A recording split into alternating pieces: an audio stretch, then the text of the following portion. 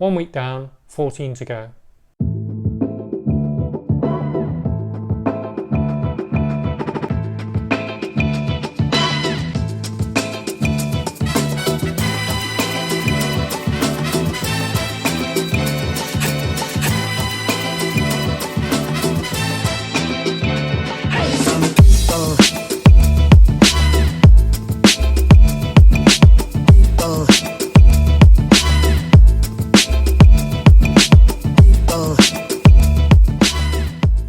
Hello and welcome. So, since my glute injury that stopped me from racing London a few months ago, I've been gradually building back up to get back in shape ready for training for Berlin Marathon and an attempt to go sub 2:45 there. Thankfully, things have been going well and I feel like I'm slowly getting back to the sort of shape I was in when I ran 2:45 at Manchester last year.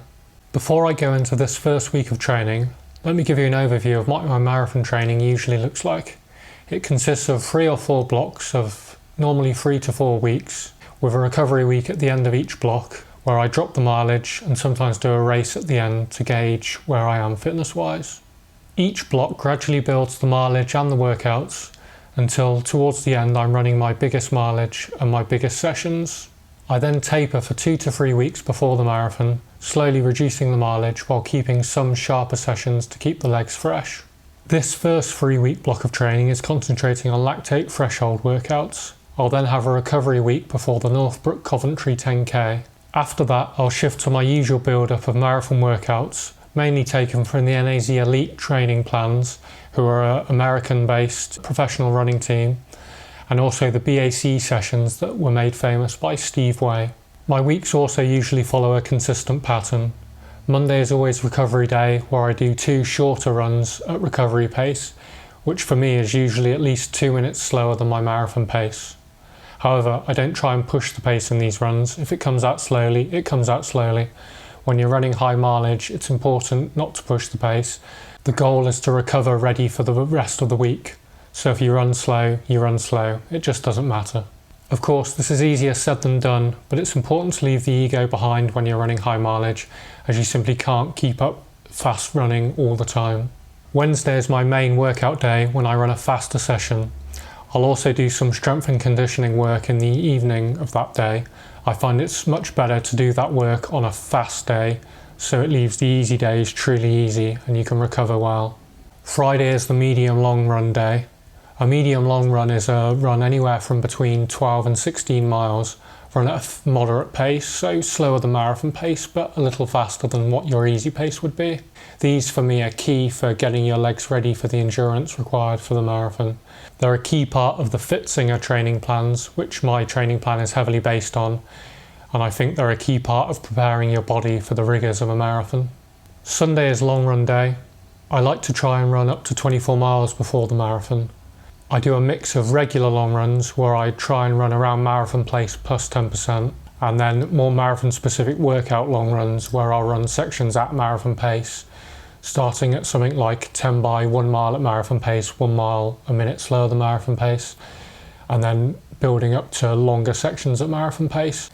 I'll quite often run a half marathon at marathon pace with a long warm-up beforehand as a good tester for running marathon pace on tired legs. All of the days are easy running, usually 10 to 12 miles in the morning at easy pace, and then 5 miles at recovery pace in the evening. Since my plantar fasciitis issue last year, I'll also try and do yoga every evening, except for the days when I'm doing strength and conditioning. While I find yoga really boring, it does seem to help keep the niggles at bay, so I gotta do it. This might sound like an awful lot of mileage for an amateur runner to be doing, and well it is. However, I found over the years that running less mileage and more fast sessions simply doesn't work for me. I never seem to get anywhere. While I don't have much natural talent, I do seem to have an ability to absorb the miles well, so I stick to what works. Luckily, I really enjoy pumping out the miles. This week started with my usual recovery double, 5 miles in the morning and 5 miles in the afternoon. I'd run a 10k race on the Sunday before, where I just managed to break 38 minutes. While that was a long way from my PB and a long way from where I need to be if I want to break 2:45 at Berlin, it was a big step in the right direction compared to a few weeks ago where I struggled to break under 40 minutes for 10k. Pleasingly, my legs felt pretty good following the race. I had to adjust my usual running routes as the riverside paths I usually use were flooded due to all the rain we've had lately. However, other than that, it was all good.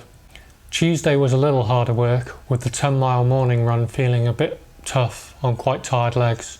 Thankfully though, the floods had receded enough that I could at least run along the canal I usually use for these runs. Surprisingly, in the afternoon, the legs felt pretty good on the recovery run. Wednesday was my planned lactate threshold session.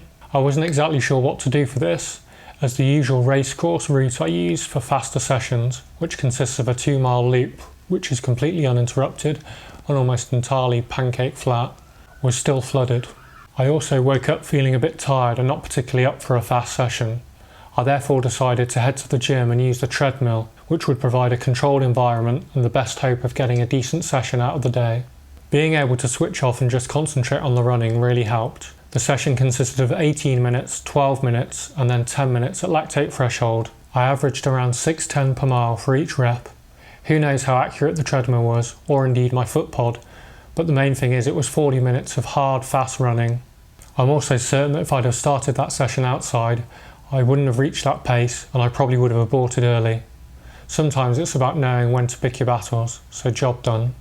With the warm up and warm down, that came to 13 miles at 6:55 per mile pace. In the evening I did my usual strength and conditioning routine and a little cycling beforehand to warm up. Thursday was a beautiful morning for my easy canal 10 miler. It was one of those days where you just feel like you could keep going forever and you don't want the run to stop. That feeling wasn't quite so strong in the afternoon when the warm weather ensured that the recovery 5-miler was a lot tougher than I'd like it to be. However, I'll take that over the wet weather of the previous week any day. Friday was my first proper medium long run for quite a while, so I was a little apprehensive about how it would go. However, the legs felt really good and I was really pleased to average 6:55 per mile, which is the fastest I've run a medium long run for quite a while. It's also around what I was managing prior to Manchester last year, so that bodes well. I woke up on Saturday with legs that felt really tired, so I was a little concerned that my 10-miler would be a bit of a slog. However, once I got going, the legs felt really good, and it was another really enjoyable run along the canal in beautiful weather. I was glad I got out early and avoided the heat of the day. That just left the main event of the week, the long run. I had 20 miles to get me started this week, and like on the medium long run on Friday, I was a little apprehensive about exactly how it would go. The morning was originally forecast to be quite warm, but thankfully it didn't quite get to the temperatures that were originally forecast, so it was quite a pleasant run. The legs felt strong the whole way round, and it was probably one of the best long runs I've had in 3 or 4 months. I averaged 6:53 per mile and sped up towards the end, which is always a positive sign. It was definitely the strongest I felt in a long run in quite a while. Overall then, a really positive start to training for Berlin. 102 miles in the bank, and touch wood, the glute feels fine and I don't have any other niggles. I know I still have a long way to go as my pace for the 10k shows, so I'm trying not to get too carried away.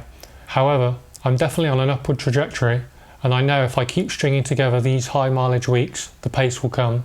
If I can keep putting together weeks like this, one after another, I feel really positive about getting back into this kind of shape I need to be in to attempt sub 2:45 at Berlin. If you enjoyed this video, please like it and subscribe to my channel so you can follow my journey towards Berlin. If you have any questions about my training or anything you'd like me to talk about in future videos, please leave a comment below. Cheers!